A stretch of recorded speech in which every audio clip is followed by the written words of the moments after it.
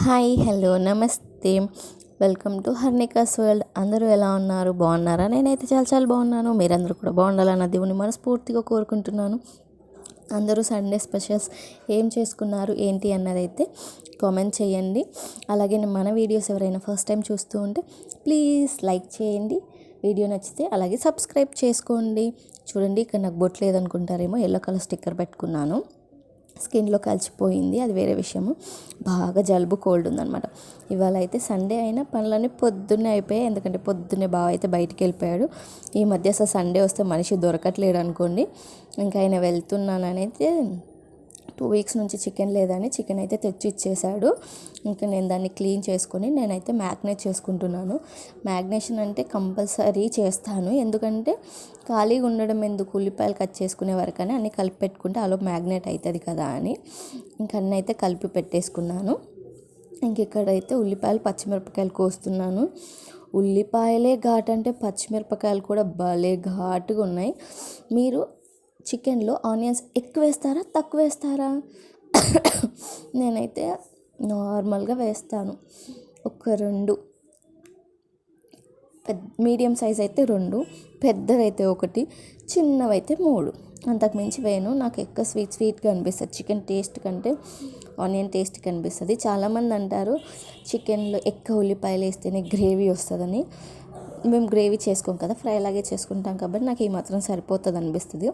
ఇది నా ఒపీనియన్, నా style of chicken curry. Sunday మీరేం చేస్తున్నారు? మేము ఎప్పుడు ఇవే తింటాము. ఇంకా మా అమ్మాయి వచ్చి నాతో మాట్లాడుతూ ఉంది, మమ్మీ నేను కట్ చేసి ఇవ్వనా, నాకు ఒక ఉల్లిపాయ ఇస్తావా అని. జలుబు కదా, ఉల్లిపాయలు కట్ చేస్తుంటే కళ్ళలోకించి నీళ్ళు భలే ఘాటుగా ఉన్నాయి ఉల్లిపాయలు అయితే అసలు. ఇంకా పచ్చిమిరపకాయలు కూడా అంతే కారంగా ఉన్నాయి, కట్ చేస్తుంటే ఘాటు ఇలా కళ్ళల్లోకి వస్తూ ఉంది, తుమ్ములు వస్తూ ఉండే అన్నమాట. ఇంకా అయినా సరే వంట చేయాలన్నప్పుడు తప్పదు కదా. అప్పటికి కూడా నేను చికెన్ కడిగేటప్పటికే చాలా టైం అయింది. ఇంకా పిల్లలైతే లేచి ఒకరి తర్వాత ఒకరు బ్రష్లు చేస్తూ టీవీ అయితే చూస్తూ ఉన్నారు. ఇంకా బావ అయితే అస్సలు దొరకట్లేడు.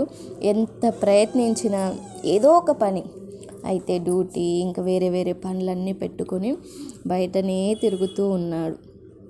మీకేమనిపిస్తుంది? మీ ఇంట్లో అంటే రోజంతా పనులకు పోతాడు, వచ్చిన ఒక సండే కూడా మనిషి ఇంట్లో దొరకకుండా వేరే పనులు పెట్టుకుంటే మీ ఫీలింగ్ ఏంటన్నది చెప్పండి. నా ఫీలింగ్ చెప్తే మా బావకైతే కోపం వస్తుంది. ఏంటి బయట తిరుగుతున్నా, టైంపాస్కి తిరుగుతున్నానా, షికారులు తిరుగుతున్నానా అని అరుస్తున్నాను. నువ్వు అవేం తిరగట్లేవు, పని మీదే తిరుగుతున్నావు. కానీ ప్రతి సండే ఏదో ఒక పని పెట్టుకుంటే ఇంట్లో మేమెటు పోవాలి మనుషులం? రోజు మీతోటే ఉంటున్నా అంటే మార్నింగ్ వెళ్తావు, ఈవినింగ్ వస్తావు. ఈవినింగ్ 1 గంట 2 గంటలే టైం ఉంటుంది. ఇంత తింటావు, కొద్దిసేపు అలా రిలాక్స్ అవుతావు, ఇస్త్రీలు పూడుస్తావు, పడుకుంటావు. ఇంకెప్పుడు స్పెండ్ చేస్తావు? మీ ఒపీనియన్ ఏంటి? మీ ఇంట్లో వాళ్ళు ఇలా చేస్తే అన్నది కామెంట్ చేయండి. ఇంక ఇక్కడైతే నా చికెన్ కర్రీ నేను మసాలాలు వేయను, తాలింపులోనే లవంగా ఇలాచి చెక్క వేసుకుంటాను. వేసుకున్నాక పచ్చిమిర్చి ఉల్లిపాయ వేసేసుకొని అవి వేగేలోపు పుదీనా తెంపుకుంటున్నాను. బగారా చేసుకుందాము అనుకున్నాను కానీ ఇంకా చేసుకోలేదు, అందుకే పుదీనా తెప్పించా. మామూలుగా అయితే పుదీనా అలాంటివి ఏం వేయను నేను చికెన్లో. ఇంకా తెంపుకొని చికెన్లో అయితే పుదీనా వేసేసుకున్నా, ఉల్లిపాయలలో అల్లం వేసుకొని. మీరు చూసారా మ్యాగ్నేట్ అప్పుడు కూడా వేసాను, ఇప్పుడు కూడా వేసుకుంటాను నేను కొంచెము. ఇంకా మనకు ఒక పిచ్చి కూడా ఉంది, చికెన్ ఎంత తెచ్చినా అలాగించి కొంచెమైనా తీసి దాపేసి పెట్టుకుంటాను. అలా కొంచెం తీసి పెట్టుకున్నాను అనమాట. ఇంకో పక్క చికెన్ పెడుతూనే ఇంకో పక్క రైస్ పెట్టేశాను, ఎందుకంటే లెవెల్ అవుతుంది కదా, ఇంకా డైరెక్ట్ లంచే అవుతుందని నాకు అర్థమైపోయింది. ఇంకా చికెన్ అయితే చూసారు కదా, వాటర్ అయితే రిలీజ్ చేస్తూ ఉంది. ఇంకా ఫైనలీ నా చికెన్ అయితే కుక్ అయిపోయింది. అలా ఒక 15 మినిట్స్కి నేను ఇంతే, వాటర్ ఏమైనా ఇంక ఇదే ఫ్రై లాగా కొత్తిమీర వేసి స్టవ్ అయితే ఆఫ్ చేసేసాను. ఇంకా తర్వాత పిల్లలు బ్రష్ చేశారన్నా కదా, కొంచెం బిస్కెట్ ఉంటే అవి తిన్నారనమాట. ఇంకా మళ్ళీ ఇల్లంతా చెత్త పోసారని తినే ముందు ఒకసారి నీట్గా ఊక్కుందామని అయితే ఊక్కుంటున్నాను. అల్లం పొట్టు తీసాం కదా బ్రషింగ్ చికెన్ కోసము, ఆ వెల్లిపాయ పొట్టంతా పడింది మెయిన్గా అయితే దానికోసమే.